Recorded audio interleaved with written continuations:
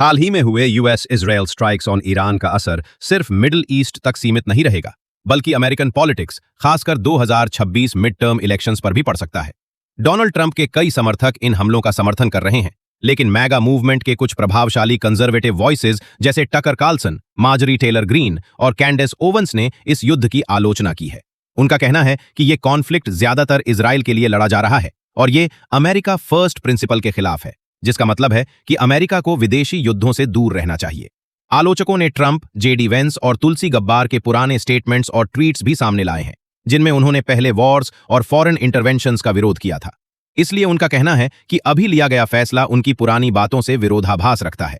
इसी वजह से रिपब्लिकन पार्टी के अंदर विभाजन बढ़ रहा है और कुछ कंजर्वेटिव्स तो मिड टर्म इलेक्शंस में डेमोक्रेट्स को वोट देने की बात भी कर रहे हैं।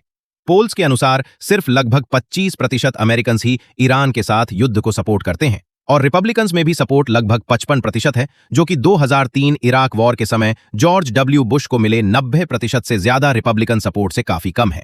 मिड टर्म इलेक्शंस अक्सर सिटिंग प्रेसिडेंट के काम का पब्लिक जजमेंट बन जाते हैं और ट्रंप की अप्रूवल रेटिंग पहले से ही 50% से नीचे है, इसलिए रिपब्लिकन्स को कांग्रेस में सीटें खोने का खतरा हो सकता है। इसी के साथ यूएस में इजराइल के प्रति पब्लिक ओपिनियन भी बदल रहा है।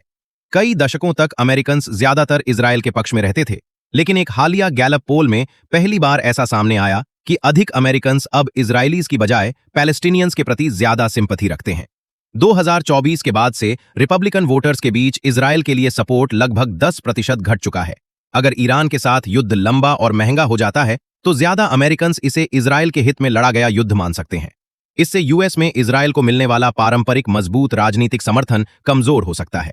इसलिए 2026 मिड टर्म इलेक्शंस सिर्फ ट्रंप और रिपब्लिकन्स पर ही फैसला नहीं होंगी, बल्कि यूएस इजराइल रिलेशनशिप पर भी एक तरह का रेफरेंडम बन सकती हैं।